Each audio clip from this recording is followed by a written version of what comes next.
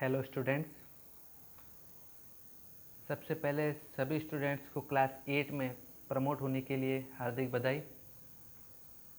आज से हम इस वीडियो के अंदर क्लास 8 के मैथ्स सब्जेक्ट को पढ़ेंगे।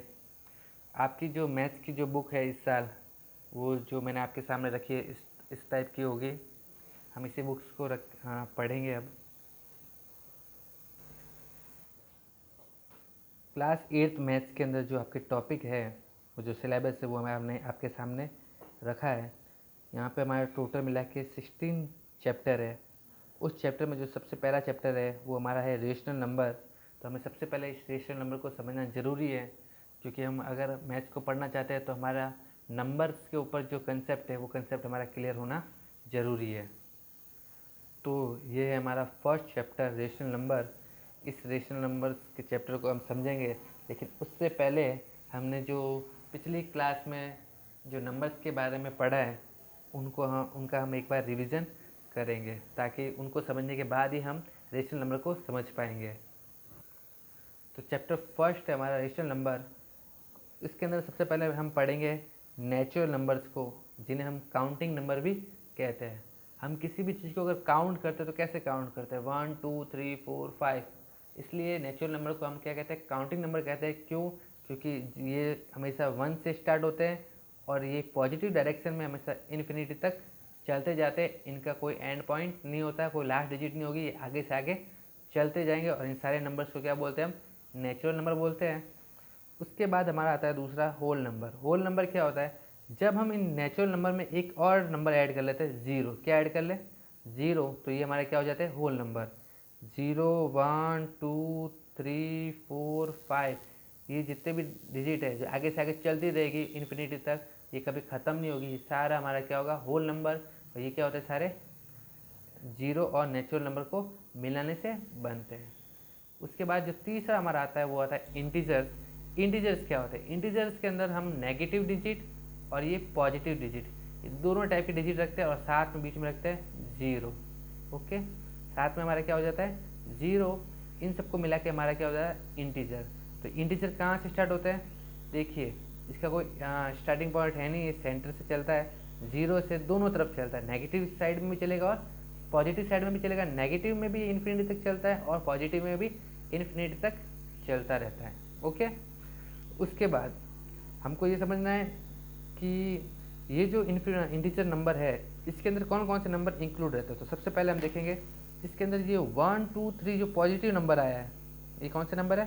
पॉजिटिव। और इनको क्या कहते हैं हम? Natural numbers. ओके, अगर ये नेचुरल नंबर में और क्या आ जाए, ज़ीरो भी आ जाए, तो क्या हो जाएगा? ये होल नंबर। तो कहने का मतलब क्या है? अगर मैं पूछूं कि यार सारे नेचुरल एक नंबर एक होल नंबर होते हैं, तो हमारा आंसर होगा यस, सारे नेचुरल नंबर होल नंबर होते हैं, क्योंकि होल नंबर में सारे नेचुरल नंबर आ जाते हैं, 1 2 3 4 5। ओके, लेकिन पूछा जाए कि सारे होल नंबर नेचुरल नंबर होते हैं, तो हम कहेंगे नहीं। क्यों? क्योंकि होल नंबर के अंदर 1 2 3 4 5 जो नेचुरल नंबर तो होता है, लेकिन उसके साथ एक एक्स्ट्रा नंबर और होता है, वो होता है ज़ीरो।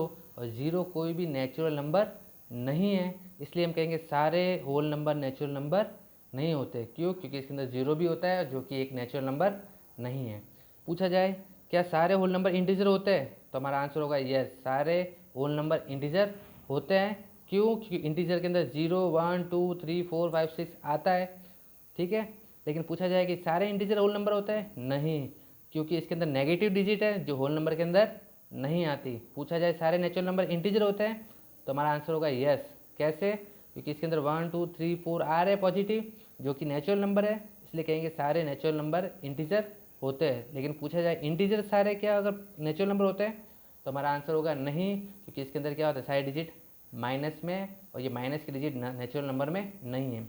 सीधा सा कहने का मतलब, अगर आपको पूछा जाए ऊपर से नीचे आ रहे हो, तो ये सारे ऊपर वाले जो नंबर्स है वो नीचे वाले नंबर में इंक्लूड रहेंगे।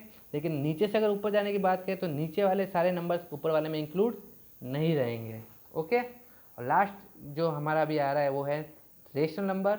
रेशनल नंबर क्या होता है? एक ऐसा नंबर जिसको हम क्या कर सके? P अपॉन Q की फॉर्म में लिख सके, जहाँ P और Q क्या होता है? खुद ही इंटीजर होते हैं, लेकिन Q क्या नहीं होना चाहिए? ज़ीरो के इक्वल नहीं होना चाहिए। सीधा सा हम जो अपॉन में लिखते हैं फ्रैक्शन में 2/3, 6/7, 9/5, मतलब क्या है फ्रैक्शन में हमको लिखना है, फ्रैक्शन के अंदर हमको लिखना है -2/3, 6/7, 9/-5, ये सब फ्रैक्शन के अंदर लिखा हुआ है। तो हम और भी एग्जांपल ले सकते हैं जैसे 5/8, लेकिन हम ये नहीं लिख सकते 6/0। अपॉन में ज़ीरो नहीं आता, ये रेशनल नंबर नहीं होता, अपॉन में ज़ीरो नहीं होना चाहिए, इसलिए बोला गया q not equal to 0। Okay, तो जितने भी डिजिट हम फ्रैक्शन के अंदर लिख सकते हैं, फ्रैक्शन के अंदर जैसे कि 1/2, 3/7, ये सारे डिजिट हमारे क्या होगी, रेशनल नंबर होगी। अब हमें ये देखना है कि ये सारे नंबर भी क्या रेशनल नंबर होते हैं। तो हमें ये देखना होगा क्या हम ऐसा कोई डिजिट लिख सकते हैं जो इनके नीचे अपॉन में आ भी जाए डिनोमीटर में, लेकिन इनकी वैल्यू चेंज नहीं हो सकता है। जैसे हम इनके नीचे क्या लिख दें 1 1 1 1 1, तो गया P/Q, तो ये फ्रैक्शन के अंदर आ गया 1/1, तो फ्रैक्शन बन रहा है, इधर भी बन रहा है। सेम वे में हम यहाँ पे भी लिख सकते हैं अपॉन 1, तो सबके नीचे हम अपॉन 1 लिख सकते हैं। 2 नहीं लिखना है, सिर्फ 1, 2 लिखते वैल्यू चेंज हो जाएगी, इसलिए हम सिर्फ 1 लिखेंगे। और 1 लिखने के बाद ये क्या हो रहा है, हमारा P/Q की फॉर्म में आ रहा है, यानी फ्रैक्शन बन रहा है। सेम टू सेम इसके अंदर नीचे भी हम लिख सकते हैं अपॉन 1। तो कहने का मतलब ये सारे नंबर भी क्या होते हैं, एक रेशनल नंबर होते हैं, लेकिन सारे रेशनल नंबर ये सब नहीं होंगे। क्यों? क्योंकि 2/3 इनके अंदर कहीं भी नहीं आ रहा है, सिर्फ नीचे 1 आ रहा है, इसलिए ये सारे नंबर रेशनल नंबर बन रहे हैं। ओके, अब रेशनल नंबर के बाद हम क्या करेंगे, इसकी कुछ प्रॉपर्टीज़ होती है जो हम पढ़ेंगे। इस रेशनल नंबर की प्रॉपर्टीज़ के साथ साथ हम होल नंबर, इंटीजर्स, इनकी भी प्रॉपर्टी समझ लेते हैं, ताकि क्या हो, हम इनके बीच में कंपैरिजन कर सके तो हमें अच्छे से समझ में आएगा। सबसे पहले होती है क्लोजर प्रॉपर्टी। क्लोजर प्रॉपर्टी क्या चीज़ होती है, तो सबसे पहले मैं एडिशन के ऊपर बता देता हूँ तो आपको सब समझ में आ जाएगा। अगर मैं किसी दो डिजिट का ऐड करूँ, जैसे मैंने 2 होल नंबर लिए, 2 भी एक होल नंबर है और 4 भी होल नंबर है, इन दोनों को ऐड किया तो क्या आ रहा है मेरा 6 भी एक क्या है, होल नंबर, ठीक है ना। 2 होल नंबर्स को अगर ऐड करें और आने वाला नंबर भी अगर होल नंबर है, तो एडिशन के लिए क्लोजर प्रॉपर्टी वेरीफाई करता है। अगर मैं इसको उल्टा भी लिख दूँ 4 + 2, तब भी ये क्या आएगा, 6 ही आएगा। ये भी होल नंबर था, ये भी होल नंबर था, आने वाली डिजिट भी क्या है, होल नंबर, तो ये क्लोजर प्रॉपर्टी को वेरीफाई करता है, यानी इसको फॉलो करेगा क्लोजर प्रॉपर्टी को। फिर आता है सब्ट्रैक्शन के अंदर, तो देख लीजिए 4 - 2 ये भी क्या है, होल नंबर है, सब्ट्रैक्शन किया जा रहा है, 2 भी क्या है, होल नंबर है, इनमें को सब्ट्रैक्शन किया जाएगा, कितना आएगा +2, ये भी क्या आ रहा है, होल नंबर आ रहा है। लेकिन अगर मैं उल्टा लिख दूँ इसका 2 - 4, तो क्या हो रहा है, ये भी होल नंबर है और ये भी होल नंबर है, तो क्या आएगा -2।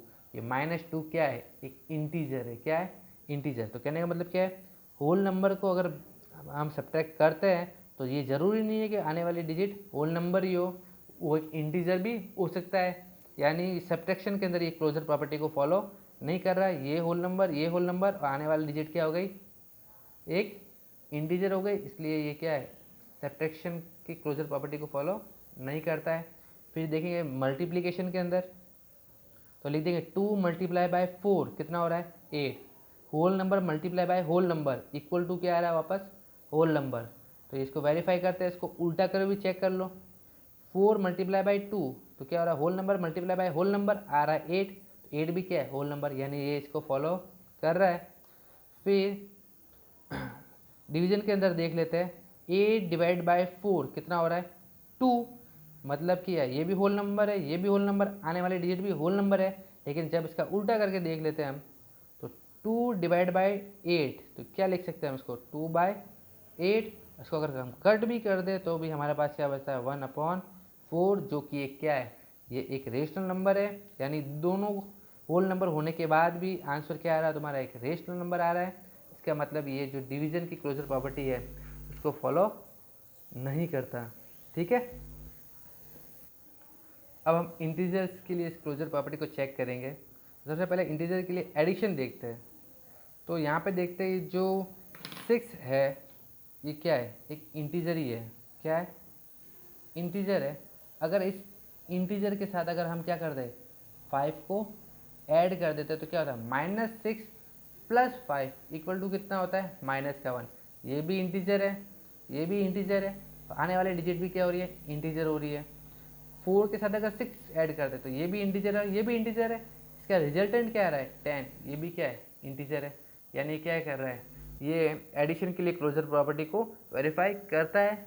ओके, फिर देखते हैं सब्ट्रैक्शन के लिए, तो क्या होगा, 7 - 5, ये दोनों इंटीजर है, आंसर भी क्या आ रहा है, इंटीजर ही आ रहा है। 5 - 7 दोनों इंटीजर है, आंसर क्या आ रहा है, -2 हो रहा है। फिर क्या हो रहा है, -4 -6, ये दोनों इंटीजर है, दोनों डिजिट माइनस माइनस की तो ऐड हो जाएगी, क्या होगा, -10 हो जाएगा, क्या हो जाएगा, -10। तो यानी क्या कह रहा है, ये कह रहा है कि सब्ट्रैक्शन के लिए इसको फॉलो कर रहा है। फिर देखना है मल्टीप्लिकेशन के लिए, तो देख लेते हैं। 4 × 2 कितना होता है, 8। ये भी इंटीजर, ये भी इंटीजर और ये भी इंटीजर, यानी दोनों इंटीजर का प्रोडक्ट भी एक इंटीजर ही होता है।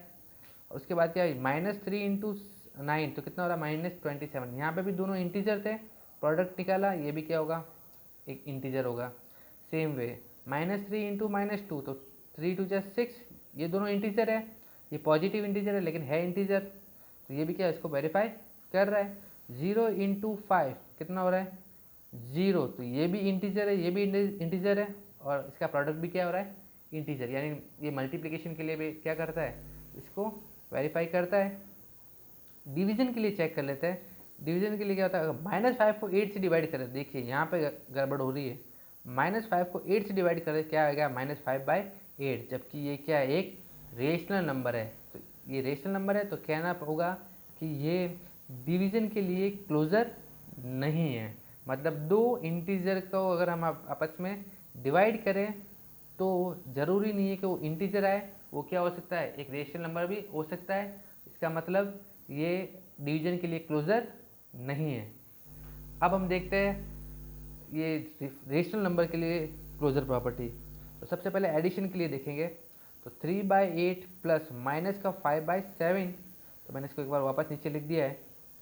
जनरली साथ में साइन लेके चलते हैं, लेकिन आप लोग ज़्यादा कंफ्यूज ना हो, इसलिए हम क्या करेंगे, इन साइन को पहले सॉल्व कर देते हैं ताकि आगे जाके दो साइन से आप कंफ्यूज नहीं हो। तो कैसे सॉल्व किया जाता है इसको, प्लस माइनस माइनस, ठीक है। तो यहाँ पे क्या हो जाएगा, माइनस, तो अब हम इसको सॉल्व कर देंगे, क्या होगा, इन दोनों का एलसीएम आएगा 56, इसका 8 से डिवाइड दो कितनी बार जाएगा, 3 बार, सॉरी 8 से इसको डिवाइड दो 7 टाइम, 7 का मल्टीप्लाई होगा 3 से, 3 7 जा 21। कैसे, 8 का 56 में डिवाइड 7 टाइम, 7 को 3 से मल्टीप्लाई 21, 7 का इसमें डिवाइड कितनी बार, 8 टाइम, 8 का मल्टीप्लाई किससे करना, 5 से, कितना आया 40, इसको लेस कर दिया, कितना आया 90। अब देखो 19 के अंदर क्या है, माइनस क्या आ रहा है, 19 माइनस का क्यों आ रहा है, क्योंकि 40 और 21 में बड़ा कौन है, 40, और 40 क्या है, नेगेटिव है, इसलिए ये डिजिट भी क्या आएगी, नेगेटिव ही आएगी। ओके, तो ये दोनों रेशनल नंबर थे, इनका हमने सम निकाला, तो आने वाले डिजिट भी हमारी क्या हो गई, एक रेशनल नंबर हुई, यानी ये एडिशन के लिए क्या होता है, क्लोजर होता है। अब सब्ट्रैक्शन के लिए देखेंगे, यहाँ पे हमने दो डिजिट ले लिए, 7/9 माइनस 1/3, एलसीएम क्या होगा इनका, 9 ही होगा, 9 और 3 का एलसीएम 9 होगा। 9 को 9 में डिवाइड दो कितनी बार जाता है, 1 टाइम, मल्टीप्लाई कर देंगे, और फिर इसमें 3 का इसमें डिवाइड दो कितनी बार जाएगा, 3 टाइम, तो 1 का 3 से मल्टीप्लाई, तो 7 1 जा 7, 1 3 जा 3। अब क्या होगा, 7 माइनस 3 कितना होता है, 4, ये पॉजिटिव है, ये नेगेटिव है, सब्ट्रैक्शन हुआ कितना आएगा, 4। अब डिजिट बड़ी कौन सी है, पॉजिटिव या नेगेटिव वाली, पॉजिटिव वाली बड़ी है, इसलिए पॉजिटिव डिजिट आएगी। ओके, यानी क्या है, सब्ट्रैक्शन के अंदर रेशनल नंबर क्लोजर है। मल्टीप्लिकेशन के अंदर चेक करते हैं, तो क्या होगा, -2/3 मल्टीप्लाई बाय 4/5, तो कैसे करते हैं मल्टीप्लाई, इसका नोमिनेटर्स का नोमिनेटर से मल्टीप्लाई होता है, डिनोमिनेटर्स का डिनोमिनेटर से। ओके, 2 4 जा 8, 3 5 जा 15, माइनस प्लस माइनस, तो ये भी एक रेशनल नंबर था, ये भी रेशनल नंबर था, आने वाले डिजिट भी क्या है, रेशनल नंबर है। तो क्या होगा, ये मल्टीप्लिकेशन के लिए क्लोजर प्रॉपर्टी को वेरीफाई करता है। उसके बाद क्या है, डिवीजन के अंदर देख लेते हैं, -5/3 डिवाइडेड बाय 5/9, तो इसको डिवाइड कैसे किया जाता है, आगे वाला नहीं, पीछे वाला को ध्यान देना। पीछे वाला का क्या करते हैं हम, इसका रेसिप्रोकल करते हैं। आगे वाला नहीं होता, ध्यान रखना। आगे वाला 5/3 था तो मैंने इसको 5/3 ही लिखा है। मैंने रेसिप्रोकल किसका किया है, पीछे वाले का। तो 5/9 है, इसका रेसिप्रोकल कर दो, क्या हो जाएगा 9/5। अब यहाँ पे जो डिवाइड का साइन है वो किस में बदल जाएगा, मल्टीप्लाई में। आप इस 3 से इसको भी डिवाइड कर सकते हो, इसको भी, लेकिन 3 से 5 डिवाइड नहीं होता, इसलिए 3 से किसको डिवाइड कर दिया, 9 को। तो कितनी बार गया, 3 टाइम। अब क्या करेंगे, 5 को 5 से डिवाइड कर दिया, कितनी बार जाएगा, 1 टाइम। तो 1 3 जा 3, 1 1 जा 1, माइनस प्लस माइनस, तो ये डिजिट भी क्या है, ये आपकी नेगेटिव डिजिट ही आई है। ओके, इसका मतलब डिवीजन के लिए भी ये क्या होता है, क्लोजर होता है। तो मुझे लगता है कि अगर क्लोजर प्रॉपर्टी आपको अच्छे से समझ में आ गई होगी, तो आज के लिए आपका जो होमवर्क है वो ये है, every natural number is a whole number. आपको क्या करना है, इसका ट्रू फॉल्स बताना है। मैंने क्वेश्चन लिखा नहीं था, अब मैंने लिख दिया ये question. State whether the following statement are true और फॉल्स। ओके, तो क्या every natural number is a whole number, आपको बताना है क्या सारे नेचुरल नंबर एक होल नंबर होते हैं, ट्रू है या false. Every integer is a whole number, क्या सारे इंटीजर एक होल नंबर होता है, आपको बताना है ये ट्रू है या फॉल्स। ओके, अगर आपका कंसेप्ट क्लियर है तो आप इसको बता पाएंगे।